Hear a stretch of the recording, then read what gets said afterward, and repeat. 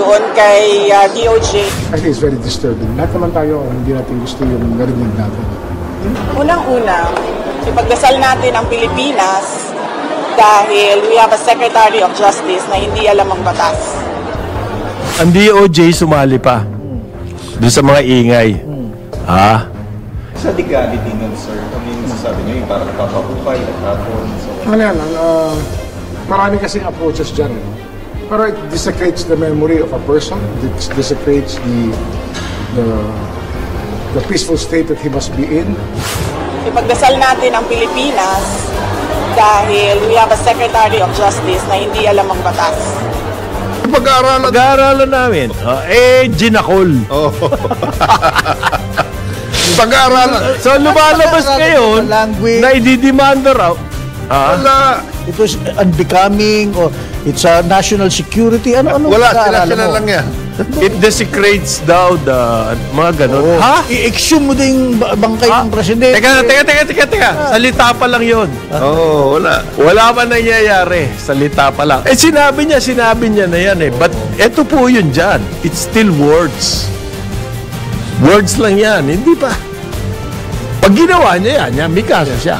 There is a big difference between talking about desecration a body and actually desecrating a body.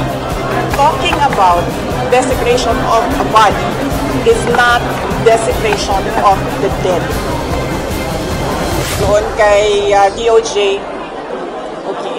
So, unang-una, ipagdasal natin ang Pilipinas dahil we have a Secretary of Justice na hindi alam ang batas. There is a big difference between talking about desecration a body and actually desecrating a body. Talking about desecration of a body is not desecration of the dead. Dapat sana siguro as a lawyer maintindihan niya yon kagad. But apparently sabi nga ng iba, pag mabilis ka, meron talagang mga mabagal ang bigla. Alam niyo kasi ito si Remulla, nandun siya sa legal desecration of the dead. Sabi ko nga kanina, di ba? Talking about desecrating a body is not desecration of the dead. It is not illegal. It is taboo. Tabu siya. Meron sa atin dito, ayaw ang pag-usapan ng patay. Meron sa atin dito, okay lang na pag-usapan ng patay. Diba? It's taboo for some. Ngayon, kung okay lang sa kanya, hindi okay sa akin, dapat respetuhin ko na okay lang sa kanya. Hindi ko aatakihin yung tao. Bakit ko aatakihin yung yung paniniwala ko, hindi naman niya paniniwala. Parang Diyos lang yan. Naniniwala ka sa Diyos, ako, hindi. Respetuhin mo ako. Na hindi ako naniniwala. Ikaw na naniniwala sa Diyos, respetuhin din kita.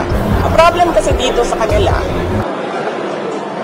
when there is a person who is outspoken, who is outrageously outstanding, sinasabihan nila na weird, sinasabihan nila ng kakaiba, sinasabihan nila ng crazy, insane, look at it. There's nothing wrong with me, I'm just different. Respetuhin nyo yung not different ako sa inyo. Ang gawin mag-isip ko ay you texted her pero nag-reply naman po siya kaya nasabi niyo po siya. We know the context of that conversation. You can share that with us. Siya na lang ipa-share ninyo kasi siya naman yung mas nakakatanda. Pero since then, hindi pa yung nakakapag-usap or get over the phone lang? Wala na kami nag-usap after nung nag-text ako ng messages. Maybe lawyer message. Alam mo, yan sila lahat.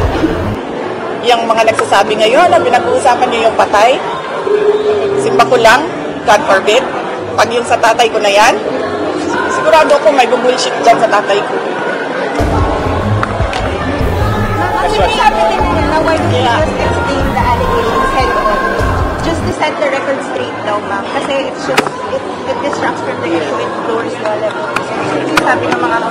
Oo, kasi sabi nila, ano ako, Rather than ano sila,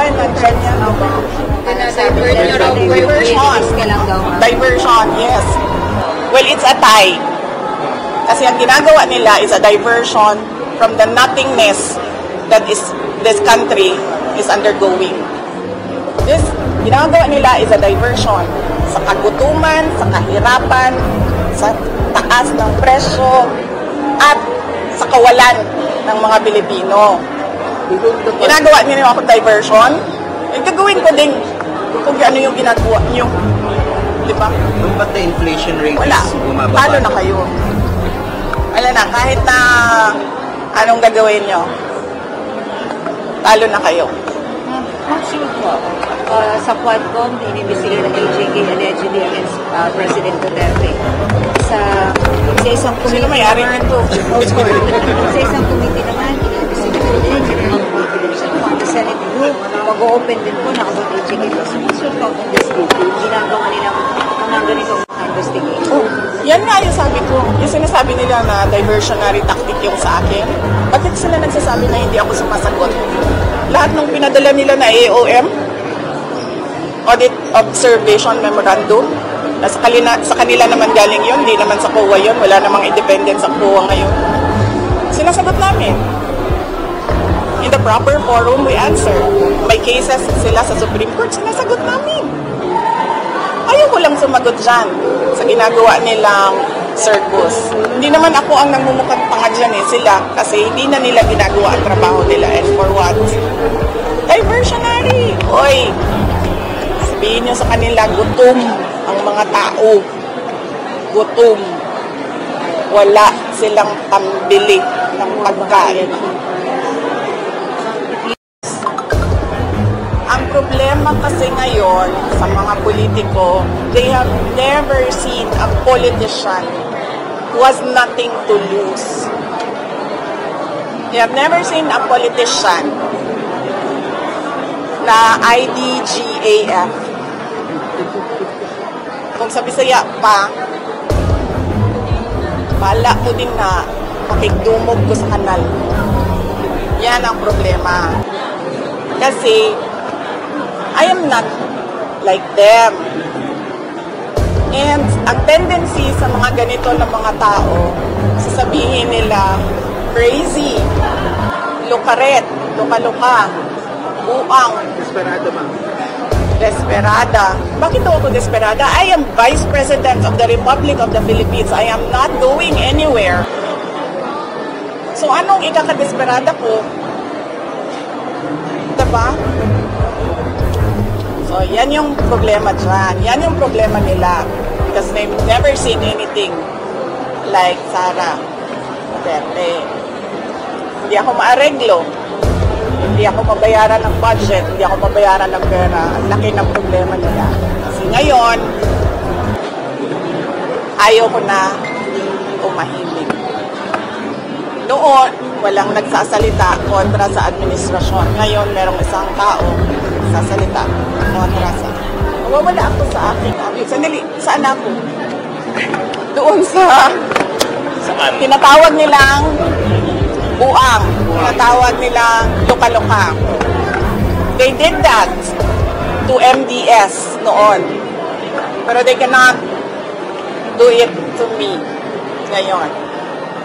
Lahat ng psychiatric exam na gusto ninyo, let's go. Gusto nyo pa, televised ang exam, ang tests.